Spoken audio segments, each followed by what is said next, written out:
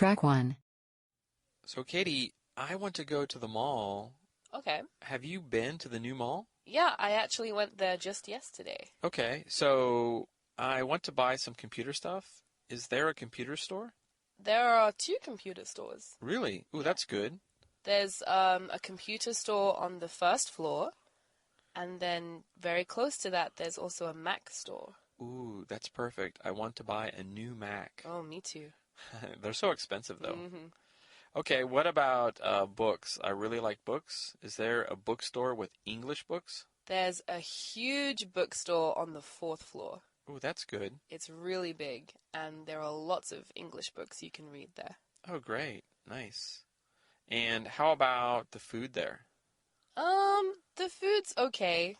There's a big food court on the 3rd floor, and you can get a variety of food. You can get a Subway. Oh, that's good. I love sandwiches.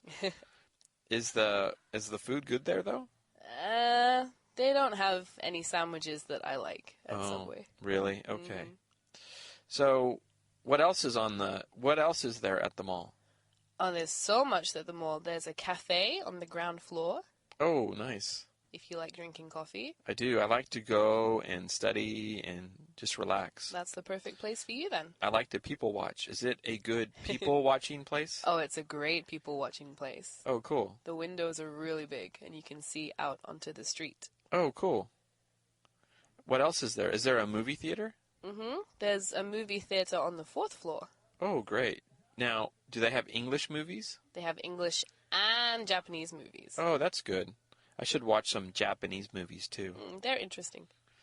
And how about food? I hear there's a new supermarket, a big supermarket there. It's pretty big, and you can get lots of food there. It's on the 1st floor. Okay. Is there anything else I should see? What about the roof garden? Oh, what is the roof garden? It's on the 5th floor, and it's on the roof, and you can see a beautiful view of the city. And there's also places for you to sit and just enjoy the view. Oh, nice. A roof garden. I like that. It's really nice. Now, do you buy clothes at the mall? Do they have nice clothing shops? They have, they have nice clothing shops. Some of them are a little bit expensive. Yeah. And I like buying cheap clothes. Okay. When's a good time to go? I think the best time to go is probably weekdays. Okay. Why? If you go on the weekend, there are so many children there. And it's hard to walk around. Yeah, and we're teachers. We teach kids all day. Mm-hmm. Okay. I don't want to go then. No, me neither. Well, I want to go there next week, maybe Thursday night. Okay. Do you want to join me? Yeah, that sounds good. Maybe we can watch a movie. Cool. I'll buy you dinner. Sounds great. Track 2. Hey, let's talk about some like celebrities you like or someone you know. Oh, yeah. My favorite singer is Taylor Swift. Really? Mm-hmm. Okay. Wow. Why do you like Taylor Swift? I like her songs, but mainly I like her look. You know, that red lips and white skin and blonde hair. It's kind of typical American albino. Woman. Yeah. So when I saw her for the first time, I was like, wow, she's gorgeous. Wait, do you mean you saw her picture on the internet in the news, or you saw her in concert? No, I think it was on YouTube again. Oh, YouTube. Yes. Okay. She was at that time. She was still singing like country music, but I thought she's amazing. I have an interesting fact about her, actually. What? So apparently, she's from right outside of my hometown. Oh, wow. Actually, yeah. That's where she was born. And then she went, was doing music around there first. Yeah. And then she got kind of big somehow. I don't know how, but I'm not really interested in her. Okay. She's cute, but I don't really like her music. But yeah, that's where she got started, somewhere by my hometown. Yeah. Apparently. Yeah, I mean, she's like, the typical woman figure, girly style and nice skin, and her movement and her songs is like the girl, or That's the true. American girl. So yeah, that's why I like her. Okay. How about you? I have a lot of bands that I like, but I recently I recently saw this movie that I really liked. Do you know the actor Edward Norton? No. No? What's... He's getting really popular. He's been popular for a while. He does all different types of movies, like crime dramas, like action thrillers, Right. science fiction. He's very, how would you say, he can do many different types of roles. Right. So I recently saw, it's an old movie of his, but it's called Fight Club. It's him and Brad Pitt. Have you heard of it? Maybe. Fight Club? Yeah. I think I've seen it. But I don't really remember. It's old. It's from like it's like 1998, 1999, but it's still a really good film, I think. But yeah, I think if I was to talk about a celebrity that I liked, definitely Edward Norton. He's pretty, I don't know, his acting is really good, I think.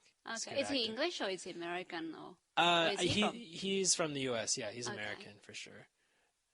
Yeah, what about you? Do you have any actors or actresses you like? Yes. My favorite actor is. Oh gosh, I can't remember his name. Oh, You know the maybe I guy can help from Notting Hill, the Oh guy my from God. the Love Actually. Oh, he's that British guy. The British guy with the the eyes kind of.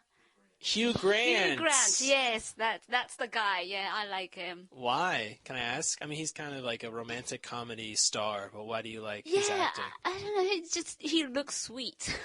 Okay, so he unlike looks nice. unlike Brad Pitt or other male celebrities, he's not like super handsome.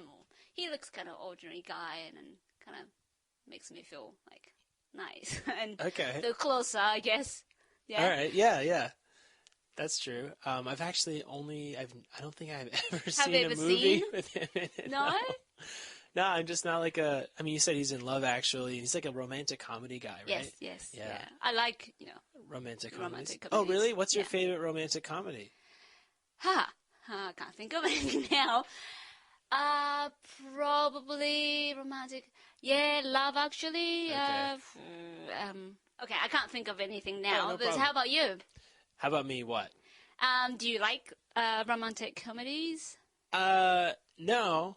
Not really. But there is Yeah. one that I do like. It's called My Best Friend's Wedding.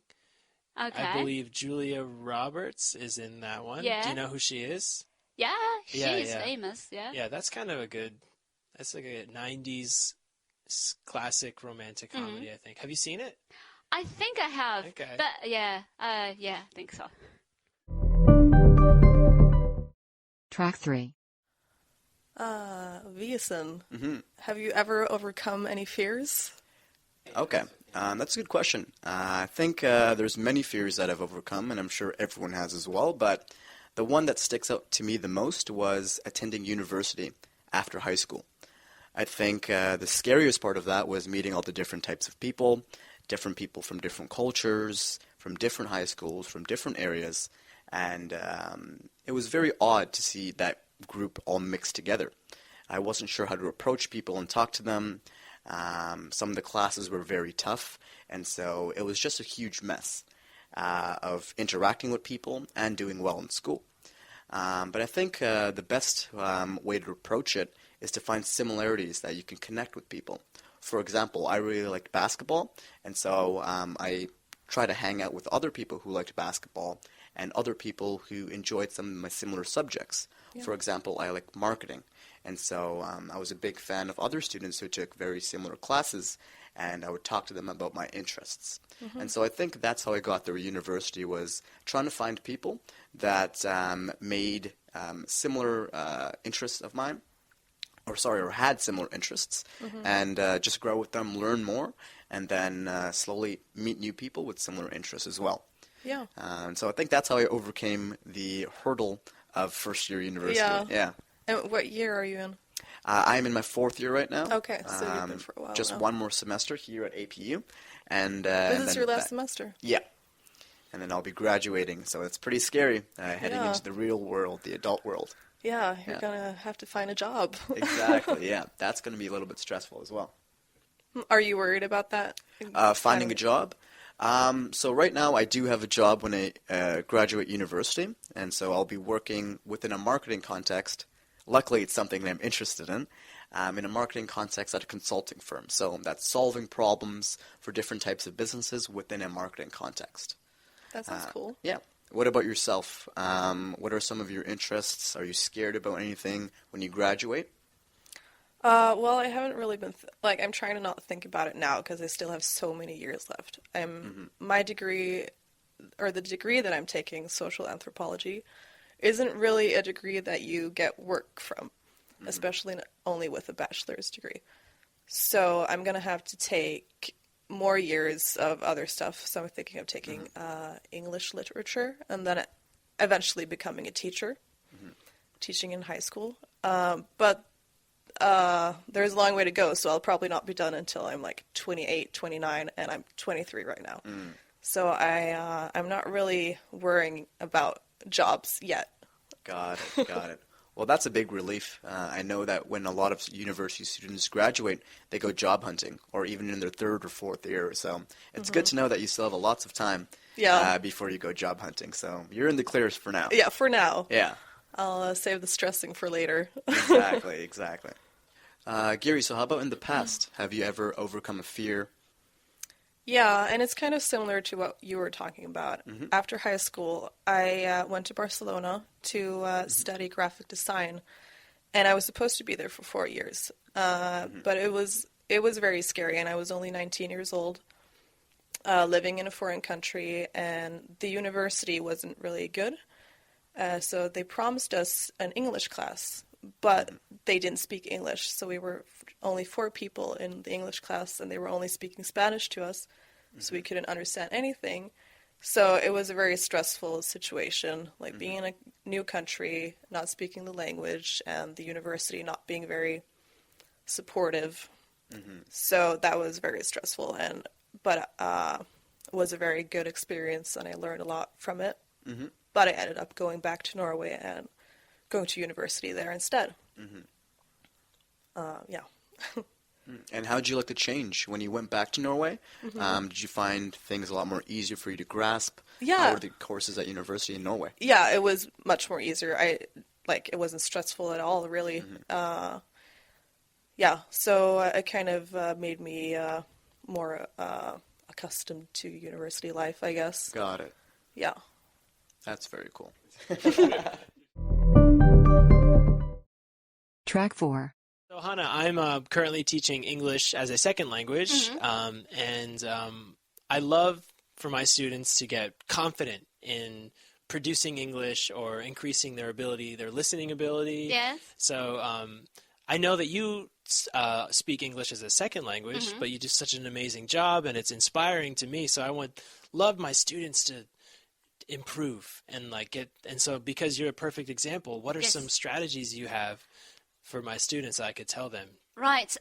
Firstly, I worked on listening, and there's so many websites that are designed for English learners. Right. Like Elo here, you are listening to. Yeah. And YouTube or any, so many sites that you can check on, and like that. I'll probably start with the listening first.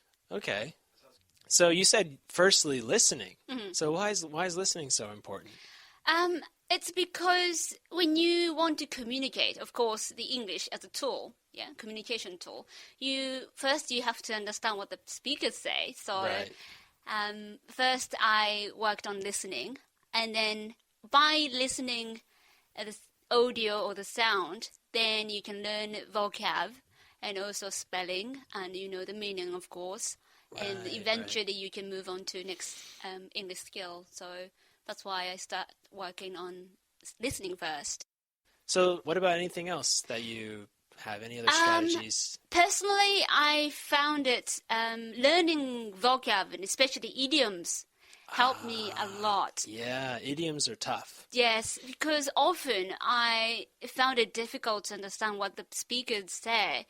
I could hear, or I could understand what the single words they say, but sometimes it was hard to sort of grasp the meaning, what they're actually saying. So learning idioms or vocab helped me a lot. Yeah. So when you learn the idioms and you can understand them, did you ever use them yourself? to when you like tried it out in the wild, so to speak, using the idioms you learned to Yes, native I did speakers? gradually. I mean, when I was in high school, I started studying English when I was high school. First thing I did was to visiting those websites that are designed for English speakers, English learners, and at the same time I start watching like American TV dramas, and in that sense, you can sort of understand in what situation you can use those particular phrases or idioms, and by learning the idioms and vocab and the settings or the environment, the situation you can use, then you can sort of actually try to use them. At the same, the beginning I was so nervous. Right. I'm sure. Yeah. I mean, it's really difficult to use idioms in any language, but English has so many, I think. So another thing I wanted to ask you about production skills in English is writing. So I try to give my students opportunities to write in class, but in order to be a proficient and excellent English speaker, you need to practice outside of class. So what do you recommend to improve students' writing abilities besides just taking it for a test or for an assignment? What do you recommend? Yes, this is very difficult. I myself have trouble still writing because I am not a good writer in my native language. Oh no! But I guess just reading will help you at the start.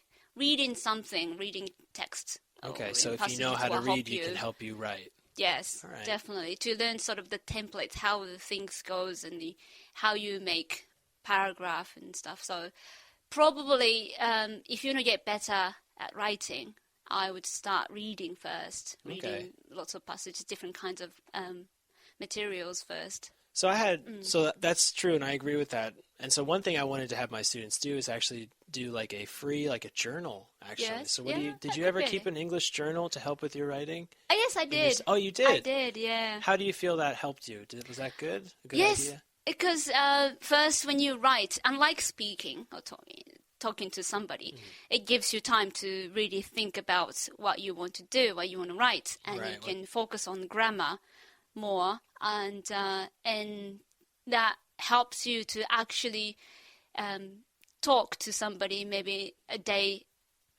next day, or you have to write something else in the class that would help you. So keeping the journal will help you definitely, I think. Okay, thank you very much for the tips. I really appreciate it. You're welcome.